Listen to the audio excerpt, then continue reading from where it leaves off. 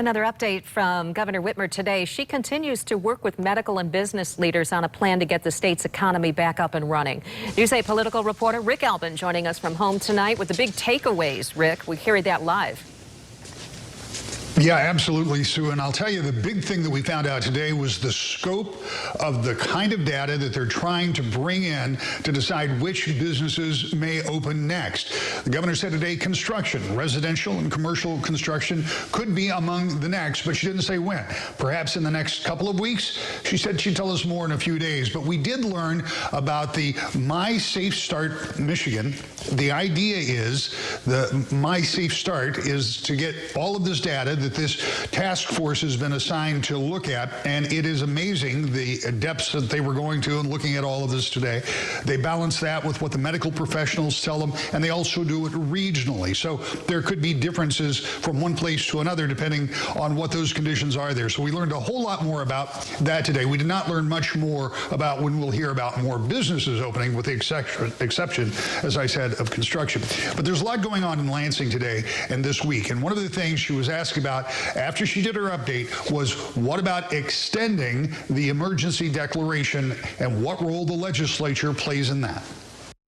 It is important that we get this right. And so I would simply say that absolutely we're going to need to extend the state of emergency. I'll be sending a letter to the legislature asking them to extend this emergency by 28 days. It really should be longer than that, but 28 days is another important step.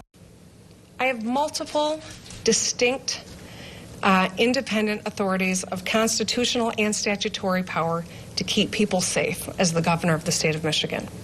The emergency powers that I have as governor do not depend on an extension from the legislature, but the protections for our healthcare workers do. And so it's better for everyone if we work together to get this right, and that's precisely what I am trying to do.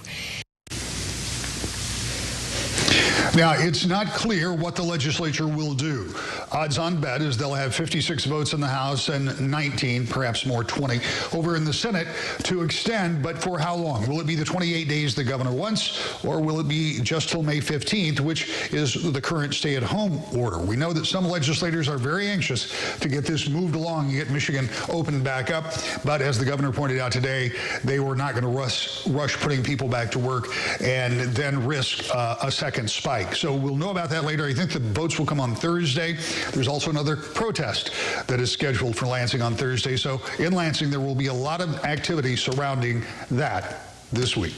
Live from home, Rick Albin, News 8. Rick, you got the impression that when she talked about the 8 different regions throughout Michigan that they'll be monitoring to open back up to business perhaps at different times, she was really just laying the framework and didn't really disclose which regions will be doing what yet.